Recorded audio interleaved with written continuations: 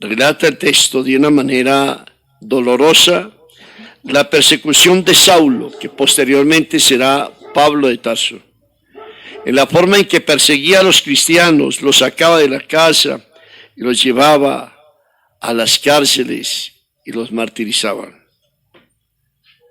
Pero los que huían llevaban en su corazón y en su voz una palabra nueva. Había en ellos algo diferente, no la narración de la persecución, sino la alegría de saber que se asumía la consecuencia de creer en un Dios que nos está buscando a cada uno de nosotros, porque como ha dicho el Señor, esta es la voluntad de que me ha enviado, que no pierda nada de lo que me dio, sino que resucite a todos en el último día. ¿Dónde está esa fe y esa esperanza en aquellos que han sufrido el dolor y la tribulación y la persecución contra tantas adversidades? Que nuestra iglesia se divida es normal porque es humana, pero lo que no es normal es que los pocos que crean y que permanezcan fieles tengan miedo. Eso ya no es normal. No es normal que nosotros no estemos preocupados de prepararnos hacia lo que viene con la alegría y la certeza de saber que podremos ser contados entre los justos y los dignos de saber contemplar el rostro de Dios Padre. Mis hermanos, es el tiempo ya oportuno para que pensemos de algo a morir. Esta semana llegaba a esas salas de cuidados intensivos un joven, posiblemente trabajaba en algún lugar bancario y solo, y joven, y solo se moría, y solo agonizaba. ¿Dónde están esos amigos que durante tanto tiempo se adhirieron alrededor de él? ¿Dónde está la familia? ¿Dónde está la mujer? ¿Dónde estaban tantos que en tantos momentos hicieron de él el camino para un fracaso, una cantina, una droga, un sexo, una fornicación? ¿Por qué este mundo no quiere entender que vamos a ser juzgados? Lo más doloroso no es pensar en la muerte. Es que ese no es el problema. El problema es pensar que vamos a ser juzgados.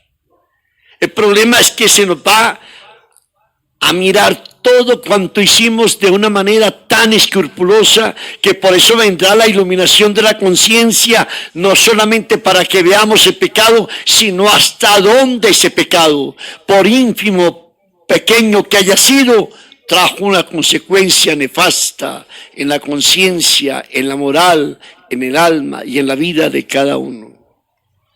Papá, mamá, ¿están ustedes preparados para irse al hospital de donde posiblemente no regresen en esa macabra muerte del virus? ¿Están preparados los hijos para despedirse del papá y de la mamá, a los que no volverán a ver porque el virus les quita la posibilidad de que alguien esté a su alrededor en el momento de la muerte? ¿Cuántos de los que perdieron a sus seres queridos, que no se pudieron despedir de ellos, ahora se lamentan del tiempo que no le brindaron a ese papá, a esa mamá, a esos hermanos, a esos hijos, a esos ancianos, a esos pobres, a esos humildes?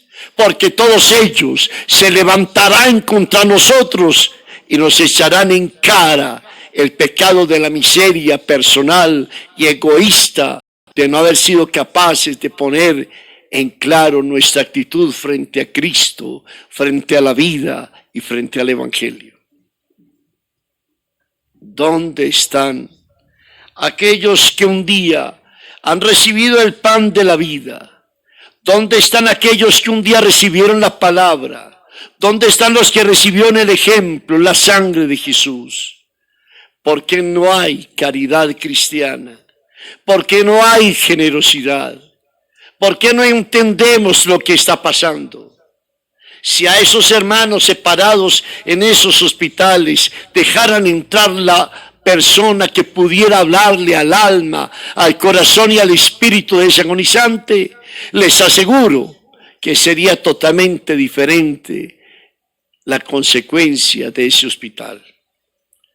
Mis hermanos, retomemos la oración.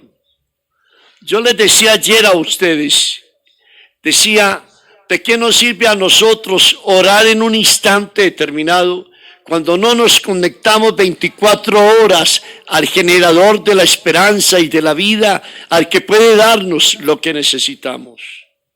Por ejemplo, ¿de qué le sirve a la persona que está asfixiada que le pongan un ratico del oxígeno y después se lo quiten cuando lo necesita permanentemente? Cada uno de nosotros necesitamos del oxígeno de Dios, necesitamos del aliento de Dios, necesitamos de la vida de Dios.